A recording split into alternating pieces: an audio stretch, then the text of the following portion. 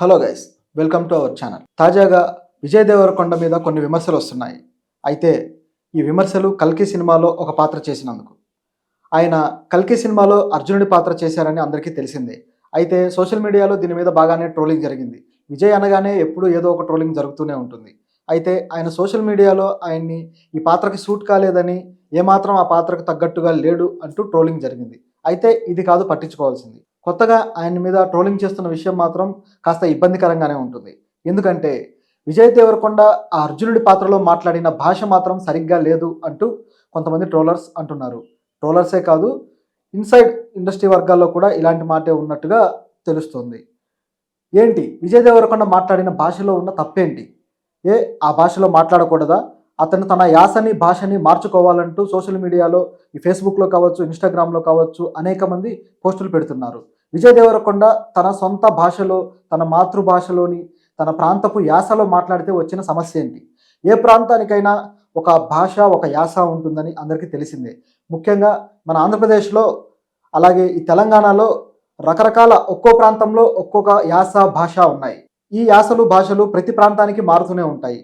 ఉదాహరణకి గోదావరి జిల్లాలో ఒక యాస ఉంటే శ్రీకాకుళంలో మరొక యాస ఉంటుంది.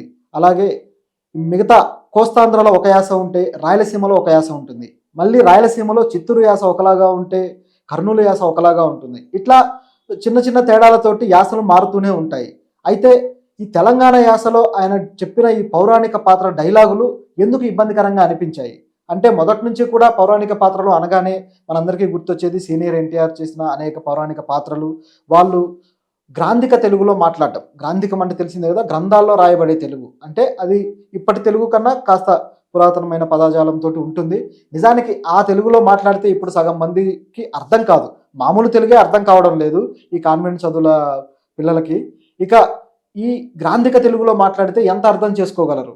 సో ఈ సినిమా రచయితలు కూడా ఈ గ్రాంధిక తెలుగును ఈ పౌరాణిక పాత్రలకు కావచ్చు, లేదా ఈ ఈ కాస్ట్యూమ్ పాత్రలకు కావచ్చు, చారిత్రక పాత్రలకు కావచ్చు మార్చుకుంటూ వస్తున్నారు. అలా మార్చడం వల్ల కొద్దో గొప్పో అర్థమవుతుంది అనే కోణంలో కాస్త వ్యవహారిక భాషను జోడిస్తూ ఈ గ్రాంధికాన్ని తగ్గిస్తూ వస్తున్నారు. అయితే ఇది చాలా వరకు మంచిదే. కానీ ఇందులో కూడా ఒక ప్రాంతపు యాసనే వాడుతూ రావడం జరిగింది.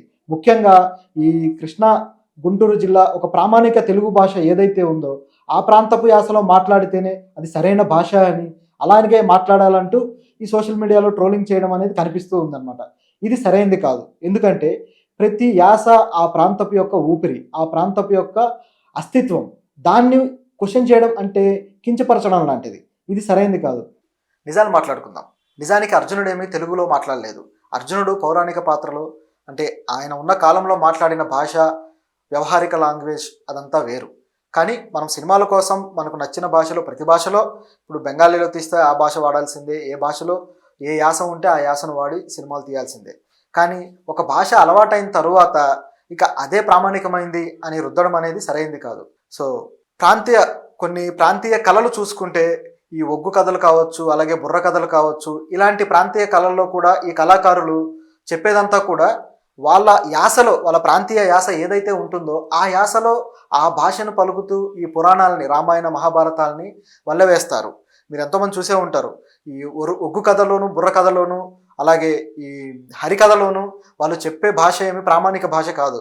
ఏ ప్రాంతంలో కళాకారులు ఉంటే ఆ ప్రాంతపు భాషను మాత్రమే ఉపయోగించి చెబుతూ ఉంటారు. అప్పుడు ఆ ప్రేక్షకులకి, ఆ ఒగ్గు కథ ప్రేక్షకులకి లేదా హరికథ ప్రేక్షకులకు లేని సమస్య ఇప్పుడు ఈ సినిమా ప్రేక్షకులకు ఎందుకు వస్తుంది? అది కేవలం ఒక అలవాటు వల్ల, లేదంటే ఆ నటుడి మీద ఉన్న ఒక నెగిటివిటీ వల్ల దీన్ని తీసుకొని వస్తున్నారని చెప్పి అనిపిస్తుంది. ఆ నటుడి మీద నెగిటివిటీయే ఇలా ఆయన ఏది చేసినా, నటించినా, లేకపోతే డైలాగులు చెప్పినా, లేకపోతే బయట సోషల్ మీడియాలో ఏదన్నా మాట్లాడినా దాన్ని పట్టుకొని మరీ లాగుతున్నారేమో అనిపిస్తుంది. భవిష్యత్తులో కూడా విజయ్ దేవరకొండకి మరో పౌరాణిక పాత్ర వస్తే అతను ఇదే పద్ధతిలో ఆయన డైలాగులు కానీ చెబితే హర్షించే అవకాశం లేదా? ఖచ్చితంగా ఉండొచ్చు. ఎందుకంటే మార్పు అనేది సహజం, మారుతూ వస్తున్నారు. ఈ భాష, యాస అతని అస్తిత్వం అని ఎప్పుడైతే ప్రజలు అర్థం చేసుకుంటారో, ఈ సినీ ప్రేక్షకులు అర్థం చేసుకుంటారో, అప్పుడు అతను మాట్లాడే పౌరాణిక పాత్ర డైలాగులు కావచ్చు, ఏ డైలాగులు అయినా సరే యాక్సెప్ట్ చేస్తారు. చూద్దాం. విజయ్ దేవరకొండ డైలాగులు ఈ పాత్రకు సూట్ కావు అని దర్శకుడు ఎందుకు అనుకోలేదు? అతనికి సూట్ కావు అని తెలిసిన దర్శకుడు ఎందుకు అతన్ని అర్జునుడి పాత్రకు సెలెక్ట్ చేశాడు?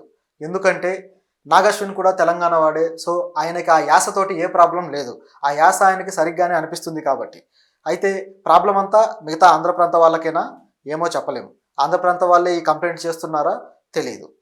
కంప్లైంట్ అనేది ఏ ప్రాంతం నుంచి వచ్చినా సరే దర్శకుడికి నచ్చింది అంటే అందులో ఇలా ఈ విధంగా ట్రోలింగ్ చేయడం అనేది ఒక ప్రాంతం అని లేదు, అన్ని ప్రాంతాల వాళ్ళు చేస్తూనే ఉంటారు.